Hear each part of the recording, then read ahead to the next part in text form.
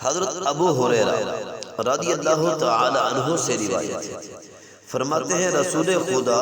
سرور انبیاء صلی اللہ علیہ وسلم نے ارشاد فرمایا، جس خوش نصیب انسان نے ماہ رمضان المبارک کے روزے رکھنے کے بعد شوال المکرم کے 6 روزے رکھے تو وہ اس شخص کی طرح ہے جس نے سارا زمانہ روزے رکھا۔ اور اسی طرح ایک اور روایت میں آتا ہے،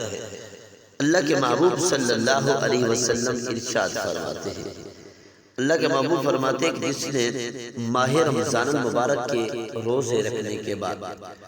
شوال المکرم کے 6 روزے رکھے تو وہ اسی طرح ہے گویا کہ اس نے سارا سال روزے رکھے۔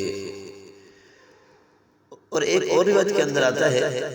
کہ اللہ کے محبوب صلی اللہ علیہ وسلم نے فرمایا، جس خوش نصیب نے ماہ رمضان المبارک کے روزے رکھے اس کے بعد شوال المکرم کے بھی 6 روزے رکھے تو اللہ کے نبی صلی اللہ علیہ وسلم فرماتے ہیں وہ شخص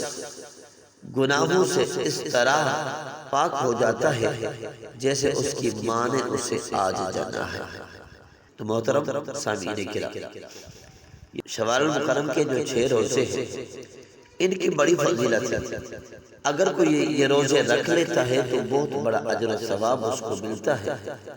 اگر کوئی نہیں رکھتا تو اس کا کوئی گناہ بھی نہیں ہے۔ اور اس کے رکھنے کا طریقہ کیا ہے؟ عید کا دن گزارنے کے بعد شوال المکرم کے پورے مہینے میں جب چاہے